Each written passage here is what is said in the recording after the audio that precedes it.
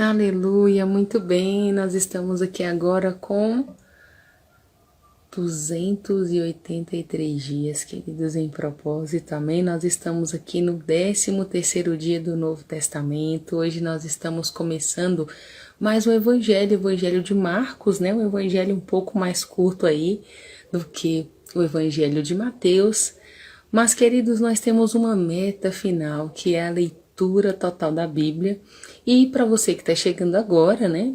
Leitura total do Novo Testamento. Queridos, olha, essa palavra ela funciona. E antes de chegar aqui, o Espírito falou comigo, né? E eu me lembrando do quanto eu já orei ao Senhor, pedindo para que o Senhor me ensinasse a sua palavra, né? Me desse revelação da sua palavra, me desse entendimento da sua palavra.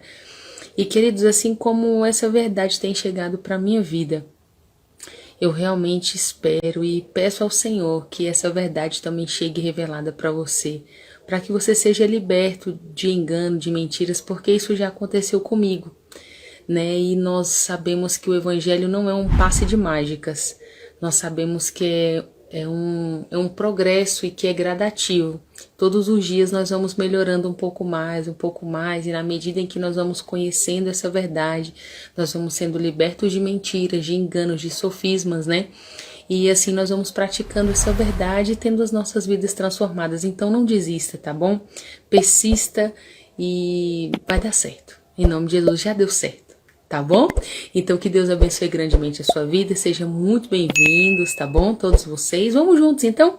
Vamos aí agora começar o Evangelho de Marcos, de acordo com o cronograma, se você viu, está no nosso story, tanto do Facebook, quanto do Instagram, quanto também do YouTube, e nós estamos assim, praticamente o Evangelho de Marcos vai ser 2 capítulos por dia, né? São 16 capítulos, então em 8 dias nós vamos vencer o Evangelho de Marcos, combinado? Então vamos juntos, sem mais delongas? Capítulo 1, o que está acontecendo aqui no Evangelho de Marcos, queridos? Comece então aqui anunciando o que o profeta Isaías tinha falado, tá? O profeta Isaías e o profeta Malaquias.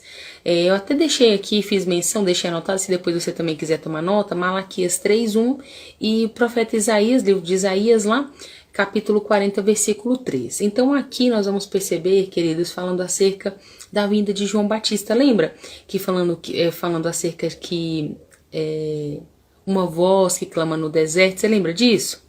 Uma voz clama no deserto, ele vai preparar o caminho do Senhor.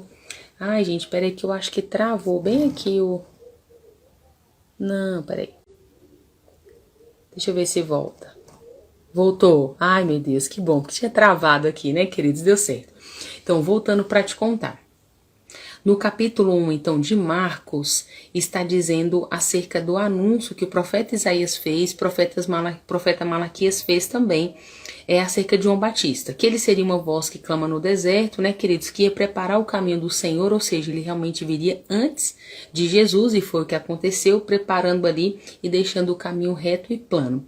E, queridos, de fato, João Batista, né, ele foi aquele que batizou, a palavra vai dizer isso, ele batizou no Rio Jordão, ele batizava e ensinava que todos, inclusive, deveriam ser batizados, porque essa atitude representaria ali em público, né, que a pessoa estava virando as costas para o pecado e que ela estava realmente recebendo o perdão de Deus, né, através daquela atitude. Teria que ser uma demonstração pública, tá bom? Então é isso que ele fala aqui.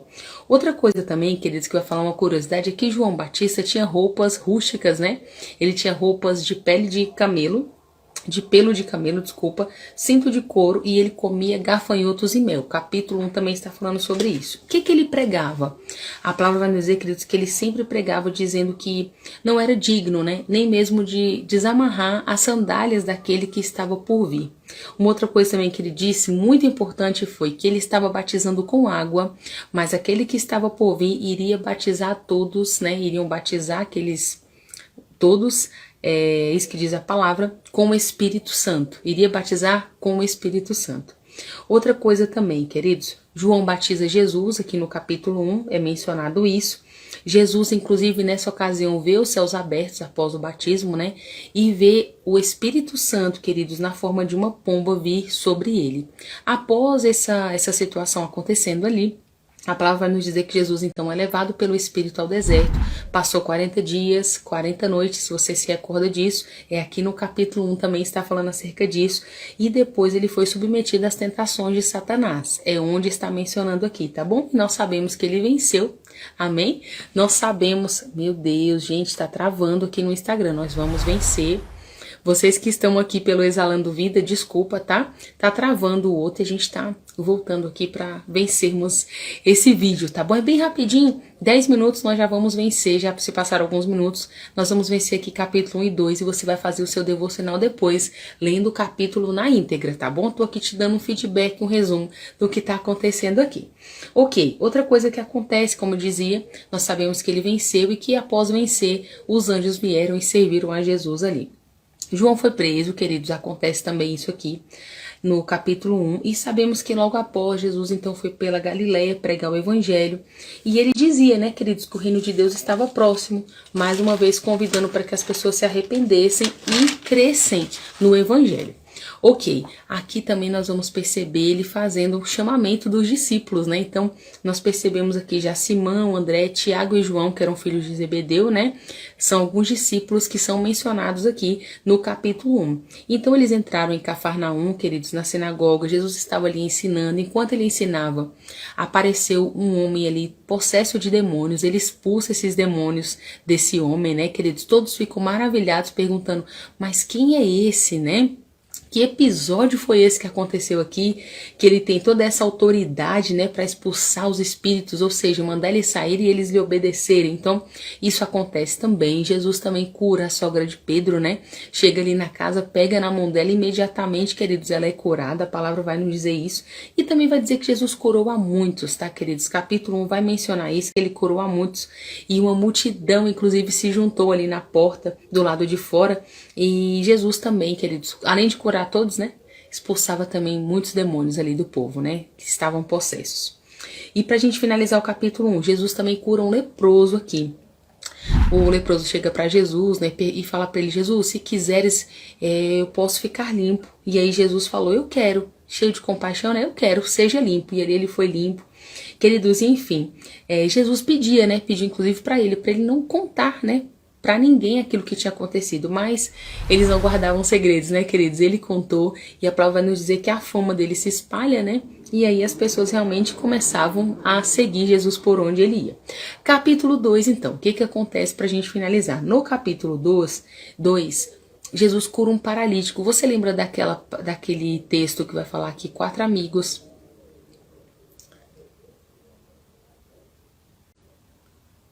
Voltando aqui... Ai, meu Deus, deu certo. Mais uma vez travou, a gente vai conseguir.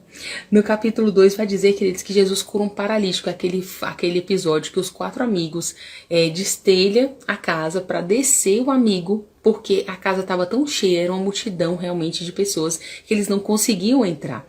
Então eles vão, desce ali, Jesus cura, né? Jesus liberta, fala que perdoados estão os seus pecados. Há uma perseguição aí do povo, né, dos sacerdotes, aquele povo dos fariseus, né, queridos, que estavam realmente perseguindo Jesus.